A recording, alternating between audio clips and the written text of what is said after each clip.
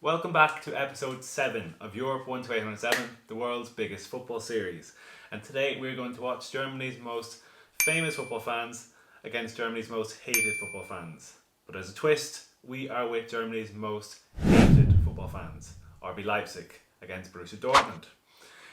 Now, how did I even end up in this situation? Well, we have to go back to March in 2023 to explain quite possibly the craziest introduction to the origin stories to Europe 1 to 807.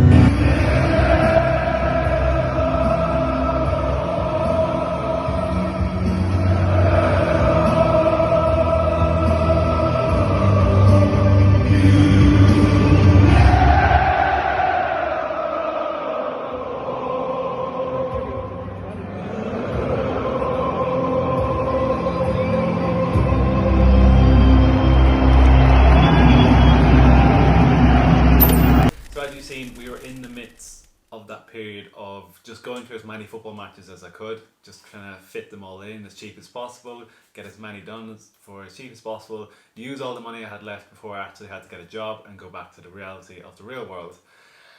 And I decided I wanted to do a big weekend in Germany. So I planned Borussia Dortmund, Borussia Mönchengladbach, Bayer Leverkusen. It's all in the west side of Germany, so it's very easy to get to day after day after day. I could fly back on the Monday, no problem. So I headed to Köln, as you've seen earlier. I got the train up to Dortmund, and then I went to a hostel in Dortmund. And I think it might be one of the only hostels in Dortmund, because Dortmund, surprisingly, for how big the fan base is of the town of Dortmund for the football fans, there's absolutely nothing in Dortmund to do other than drink and watch football. So I head to this hostel, and when I tell you, I've been to many hostels since then. Many different hostels, many different types of accommodations I've stayed in. This was the worst, but the funniest. So, I head to this hostel, speak to this German man, and we're talking, and the hostel price is €40, which is a bit expensive for a hostel. That's kind of double the price you'd expect to pay, especially in Germany.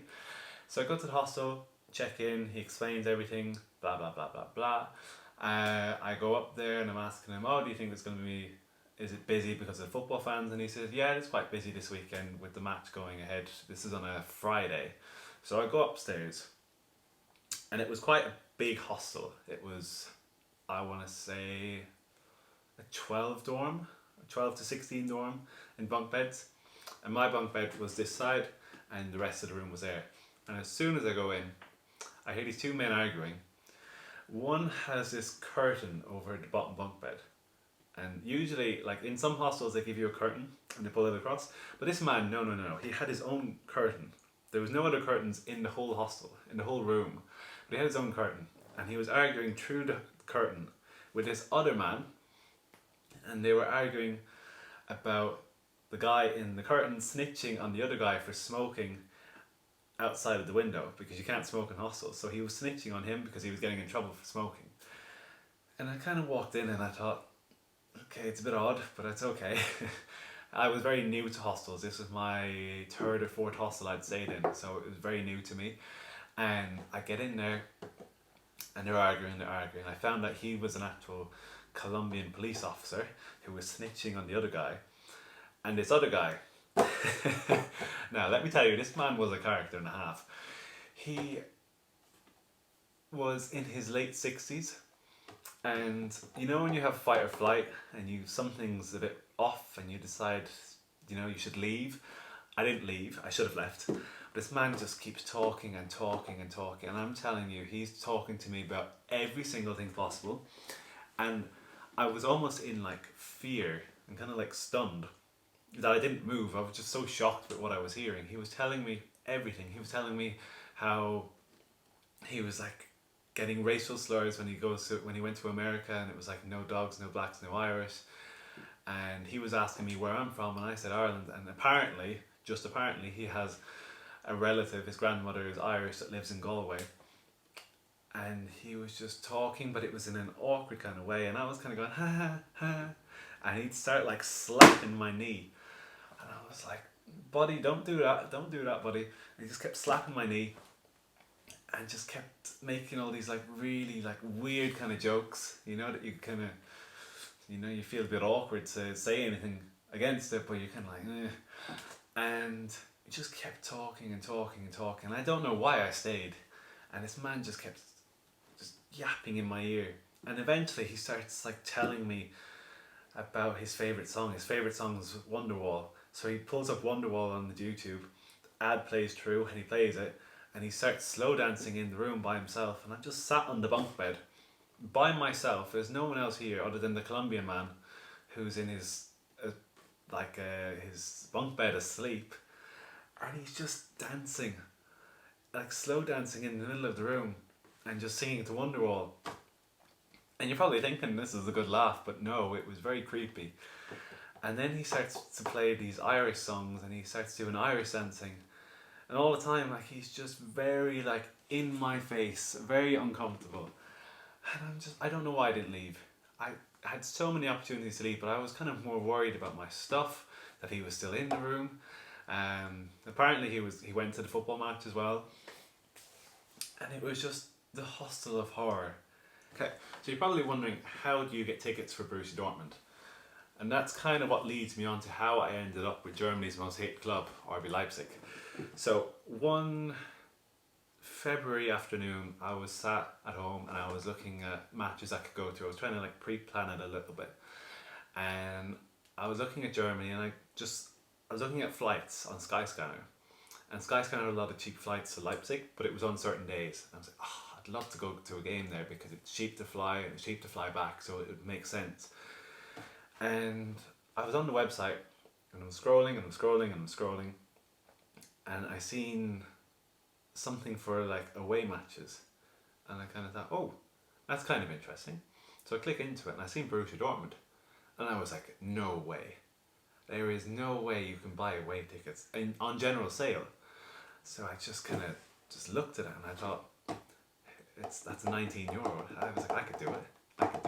I was so kind of, I suppose, naive at the time, because I didn't understand football culture abroad and what it was like to actually go into an away end in a foreign country. I just kind of seen the opportunity and I took it. And that's probably why it led me to creating this series later on. But I snatched it up. I eventually signed in, because you have to do it in German and you have to cross-translate it, and eventually I created an account, got the account, I got into the website, I bought the ticket. Ticket was sent to my house. I got it like 2 weeks later. I had the physical ticket in my hand. I don't have it anymore. I'm so pissed about that. And I was like, yeah, I'm in. I've just got to fly to Köln. I've got to get a train to Dortmund. Just ask someone where the away end is, go in the away end, enjoy it. But at the time I didn't realise the actual animosity towards RB Leipzig, but I found out, it's crazy how these things can happen. But I found out in the away end, these two guys beside me, they were from Munich actually, and they had the same idea as me, like groundhoppers. I didn't know what a groundhopper was at the time, but apparently it's someone like me who goes to football matches abroad. And they had the same idea. They were going to go to this match in the away end with Leipzig at Dortmund. They went to Bochum the next day, and they were going to Leverkusen on the Sunday. So 2 out of 3 similar matches to me. And we go there, we're chatting, and they actually work for a company that like pays for their like transport. They were in Russia for the World Cup, and they were telling me they had this banner, and it was like something against Leipzig, and they were explaining the kind of situation about Leipzig and the Bundesliga and German football and the culture and the 50+1 rule. I was like, oh, okay, that makes a bit more sense. But it was still quite fascinating to me now that I was actually able to get a ticket, you know, that easily. It was very easy. Okay, so why Dortmund are probably the most famous fans are a little thing called the Yellow Wall. The Yellow Wall is notoriously famous across all of Europe. You'd have to be living under a rock to have heard of Borussia Dortmund and the Yellow Wall if you're an actual proper football fan. And essentially it's a standing section with 24,454 people behind the goal, all standing, all jumping, more or less. And the atmosphere is just wow. And like I've said, it's just such a shame that I couldn't have been in the home end.